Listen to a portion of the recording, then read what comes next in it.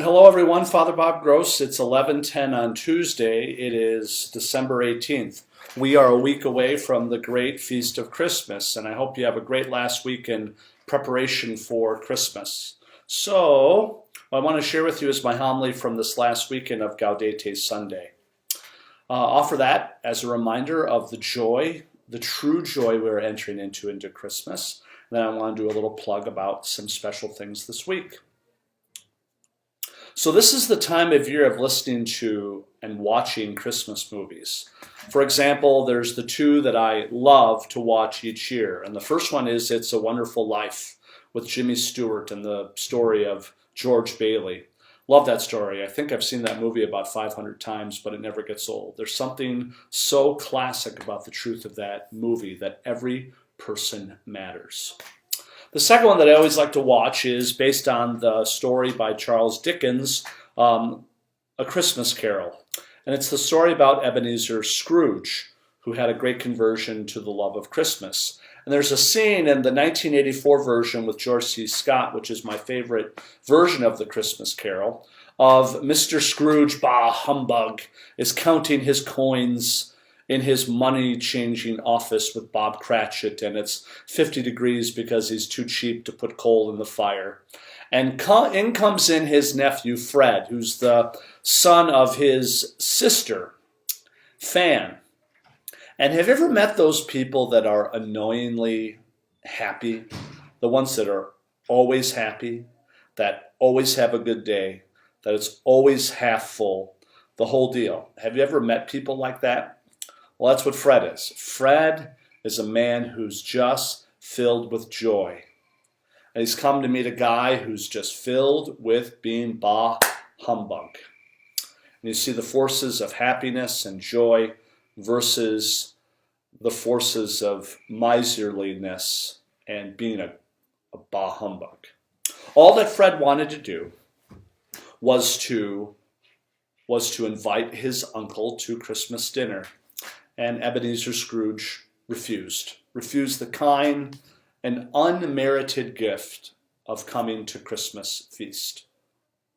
That leads to Ebenezer Scrooge having a very profound experience during the course of the night. And in the morning of Christmas Day, he changes his mind and he goes to see his nephew Fred.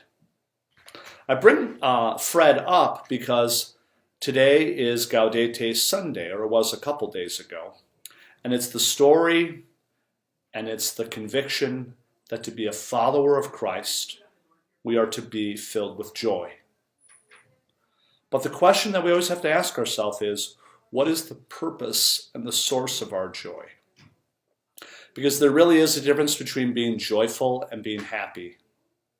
Happy can come from an experience that can range from going to the 7th game of the World Series to the best getaway vacation down in Jamaica, to the best meal that you've ever had with a friend, to the best glass of beer from Pivot Brewery, from the best glass of Cabernet Sauvignon, from just being with friends and families.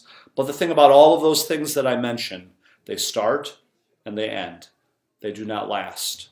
If anything, the only thing that lasts is our memory of those things, and those eventually fade as we grow older. But joy is a different thing. And in the reading from St. Paul's letter to the Philippians, we have the reason and the source of our joy. St. Paul says, "Rejoice in the Lord always. I say to you again, rejoice. Everyone should know how unselfish you are. The Lord is near. Have no anxiety." The source of joy is the nearness of God.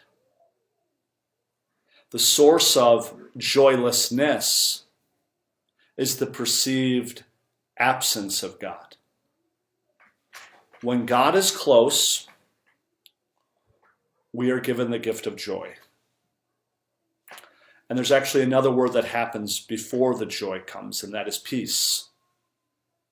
If you remember when Jesus appeared to the apostles in the upper room, what was the first gift he gave them? Peace and mercy. And that led to an unbelievable joy to know that Jesus is alive again. So that's what Gaudete Sunday is a reminder of. That joy is the conviction that God is near no matter what. So it is possible to be joyful in difficult situations, to know that the Lord is going to take care of us. Many times we don't know how God is going to take care of us, but joy is the conviction that we know a God who is close to us. And that's what this is. It's the blending of the white of Christmas with the purple of Advent. And it's just the reminder to us, that bright color of rose, that God is coming closer. He's coming closer to be born again in our hearts as we remember his birthday and as he comes again in glory at the end of time. Have you ever noticed that there are great stories of saints who in extreme suffering are filled with joy and song? The great martyrs of the early church, the first Roman martyrs who were sent to the Colosseum and were to be eaten alive by animals, they were singing on the way to the Colosseum. Or St. Paul and St. Peter and other companions being held in a dungeon that's way worse than any present jail cell in our modern world, is singing songs of praise to God for being chosen to suffer for the name, because God was close to them.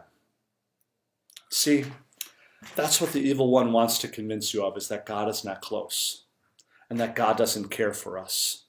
We say it every time we say the Our Father who art in heaven, hallowed be thy name.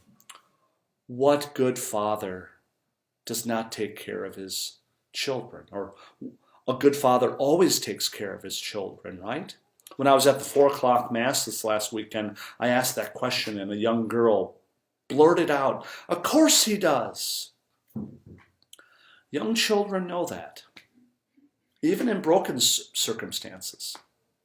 It's we adults who forget, because we are given this line from our American culture that we have to pull ourselves up by our own bootstraps, be self-reliant, take care of ourselves.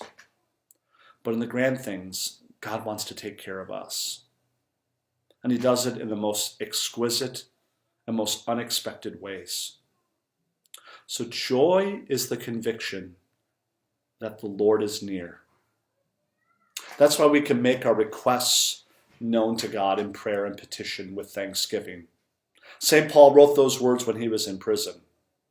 If I was in prison, those were the last words that I'd be writing. But if you're filled with the conviction that the Lord is near, even in the most difficult times, you can be joyful in the Lord. So my question to you is, do you truly submit your requests and desires? Do you give them to God and do you hand them over to God? Or do you want to give them away, but you actually hold on to them?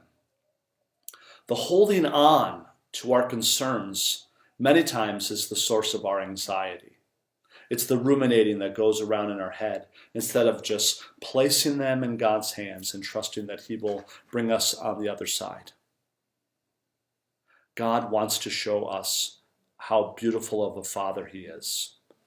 And as we come close to Christmas, we see that when God sends us his only Son in the humility of a baby. So pay attention to the joy of Mary and Joseph. They're in circumstances that would cause anyone anxiety.